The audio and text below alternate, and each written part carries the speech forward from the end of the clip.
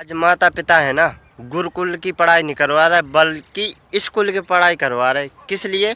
कि मेरा बेटा पैसा कमाए, नौकरी लग जाए, ये लग जाए, वो लग जाए। और बेटा को ये नहीं देख रहा है कि बेटा कैसी गंदी थी, इस गंदगी संगत में पड़ा है। संगति मतलब मोबाइल, ठीक है, क्योंकि मोबाइल ही हमारा साथ रहता है। और ख़ास कर आज के नौजवान है ना, जीवन को चलाना सीखना है तो गुरुकुल की पढ़ाई करो, शास्त्र की पढ़ाई करो, धर्म की पढ़ाई करो।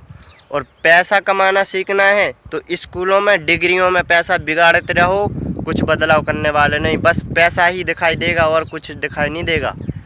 लेकिन जीवन को चलाना सिखाना है, सुख को जाना है, सुख में जाना है और सुख को प्राप्त करना है तो गुरुकुल की और शास्त्रों की पढ़ाई करने पड़ेगी। क्योंकि गुरुकुलों में जीवन चलाना सिखाया जाता है और स्कूलों में पैसा कमाना सिखाया जाता है। स्कूल की पढ़ाई तो हमने भी की है, लेकिन हमें लगता है कि स्कूल की पढ़ाई कोई काम की नहीं है, कोई काम की नहीं है। जो शास्त्र की पढ़ाई होती है, ऋषि मुनियों की होती है, और जो स्कूल की पढ़ाई होती है ये कुछ काम की नहीं है, ना कुछ काम आई है।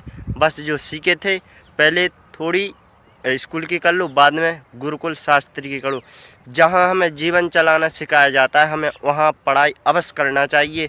क्योंकि हमारा जीवन रहेगा तो हम पैसा तो कितना ही कमा लेंगे, क्योंकि पूरा जीवन भर पैसा ही कमाना है।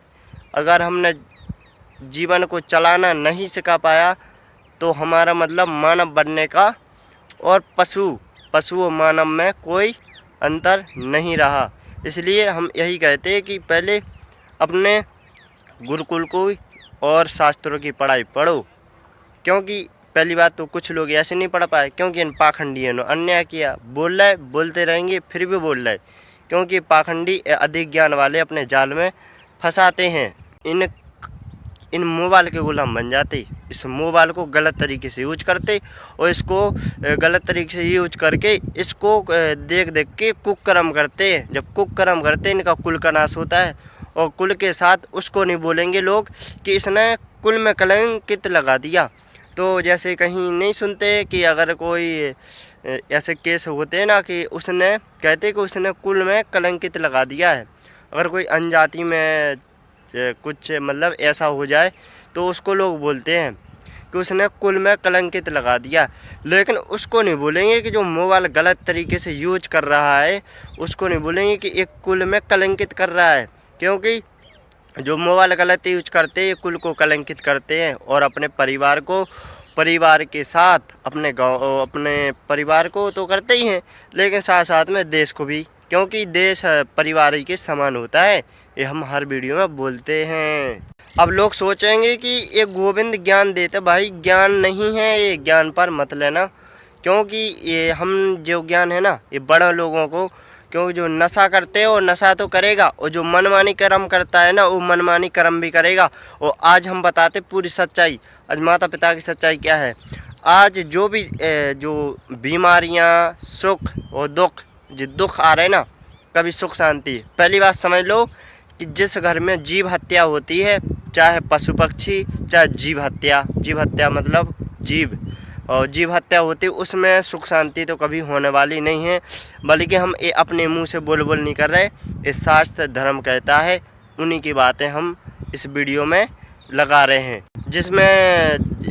जिस परिवार में भ्रूण हत्याएँ होती हैं, जीव हत्या होती हैं, इसका मतलब चाहे पशु पक्षी कुछ भी हो, जीव हत्या होती, ऐसे घर में, ऐसे परिवार में और ऐसे राष्ट्र में कभी सुख शांति हो ही नहीं सकती है। हमेशा दुख ही भोगना पड़ेगा।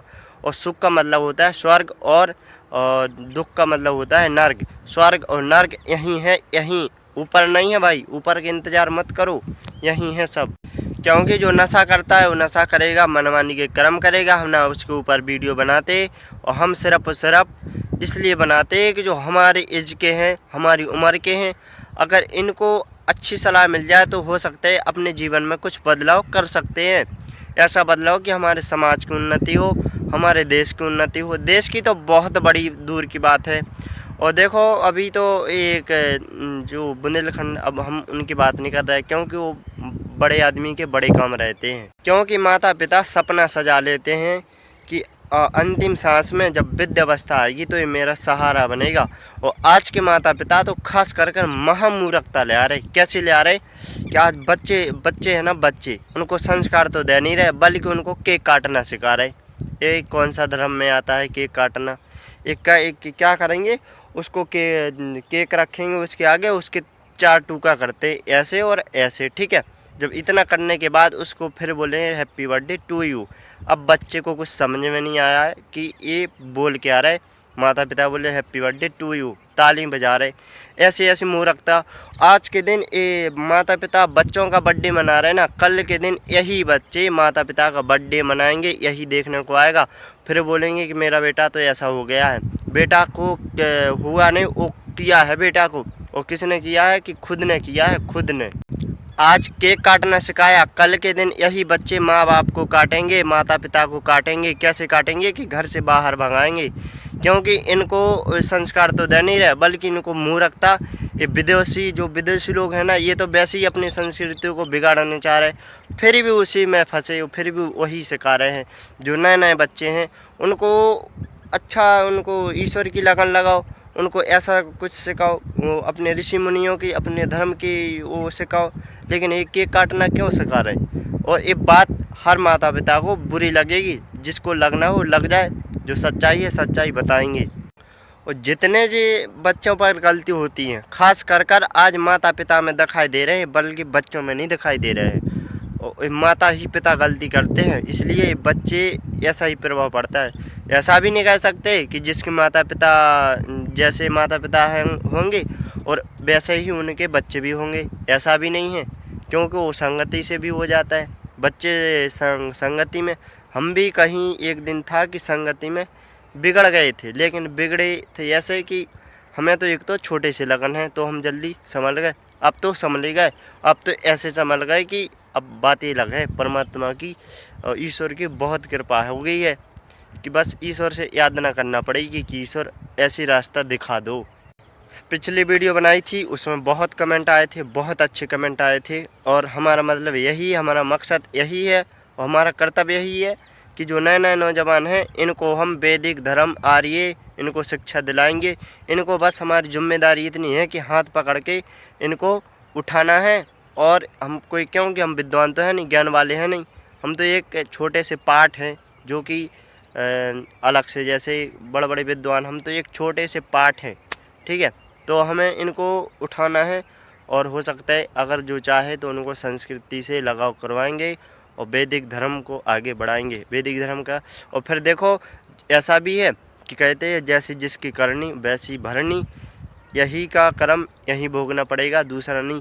और एक बात सुन लो, अगर इस शरीर का नाश किया होगा तो इसकी कीमत यही चुकाना पड़ेगी, यहीं, कोई दूसरा नहीं चुकाएगा, खुद को भोगना पड़ेगा। इसलिए हम बोल रहे हैं ना, पहला आश्रम को सुधार लो, अच्छे से सुधार लोगे, आगे चल के रोना नहीं पड़ेगा। नहीं तो आज के बच्चों का ऐसा होगा, आज के बच्चे ऐसे होंगे जब मोबाइल के गुलाम बनेंगे। ये पैरों से चल नहीं पाएंगे, पैरों से लंगड़े हो जाएंगे, आँखों से अंधे हो जाएंगे। समय से पहले इनका ऐसी दुर्गति हो जाएगी कि समझ भी नहीं सकते और ना इस कोई भी पता नहीं कर सकता। ऐसी बीमारी आएंगी कि कोई भी पता नहीं लगा सकता है कि इनको बीमारी क्या है, क्योंकि इस शरीर का इसकी कीमत ही चुकाना पड़ेगी। क्योंकि जो अपने शरीर को कुलंकित करता है ना, तो अपने कुल्हाड़ी पर कुल्हाड़ी मारता है, अपने शरीर पर कुल्हाड़ी मारता है। जो जब हमारे शरीर पर कुल्हाड़ी घलेगी तो क्या होगा? तो इसलिए इसकी कीमत यहीं चुकाना पड़ेगी। तो जीवन में हमें इस शरीर का नाश नहीं करना चाहिए। बोल रहे हैं कि औकात नहीं थी सिर्फ और सिर्फ एक गुरुकुल की वजह से। अगर गुरुकुल की शिक्षा भी नहीं मिलती तो शायद हम आज इस जिंदा भी नहीं होते, पता नहीं कब के ऊपर चले गए होते।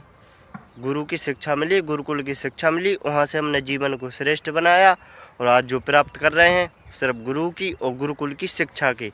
और हम तो कहते आर्य जिस दिन गुरुकुल बंद हो जाएंगे उस दिन नौजवानों को जीना हराम हो जाएगा, मुश्किल हो जाएगा, वो अपने आप में जी नहीं पाएंगे। पता नहीं ऐसी यातना भोगना पड़ेंगी उनको। जो भी कुछ बोले कि गोविंद वीडियो बनाता है, ये करता वो करता, हम किसी से डरने वाले नहीं हैं और ना हम रुकेंगे, वीडियो बनाएंगे और जो सच्चाई है उसको निकालेंगे। किसी से हम डरने वाले नहीं हैं।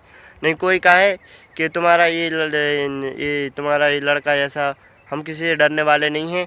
क्योंकि माता पिता की एक ऊपर खतरनाक बात आई है शास्त्रों के ऊपर, माता शत्रु पिता बैरी ऐन भलो ना पड़ता ना सोते समाते हसमते बकोता। यह एक गुरु का वचन है, जो एक कवि का वचन है। जो माता पिता अपने संतानों को, अपने बच्चों को गुरुकुल की, धर्म राष्ट्रीय की, ऋषि मुनि शास्त्रों की शिक्षा नहीं दिलाते हैं, वह माता पिता पूर्व बैरी हैं। पहले माता शत्रु पिता बैरी, इसलिए हमारा अर्थ यही निकला कि हमारे माता ही पिता दुश्मन निकले हैं। जब शास्त्र को पता चला तो हम उनके मुंह पर भी बोल देते, हमें कोई डर नहीं है कि आप हमारे दुश्मन हो।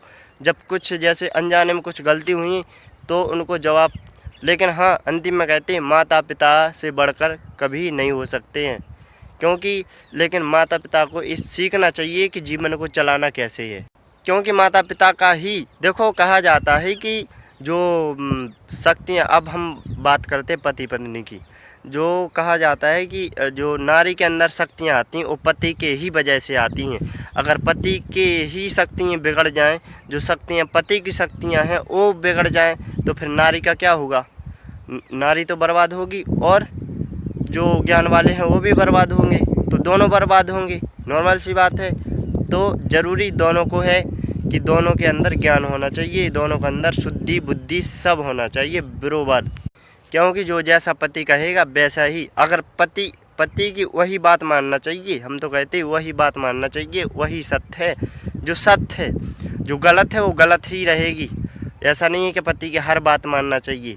और अब तो ऐसा है कि 4-4 दिन उपवास करते, पता नहीं क्या क्या करते हैं, 4-4 दिन उपवास रहती हैं, बस मनमानी के कर्म करते हैं। और समाज में आज भ्रूण हत्याएँ हो रही हैं। मतलब भ्रूण हत्या का मतलब जीव हत्या, और गरम में ख़त्म ही कर देना बच्चों को।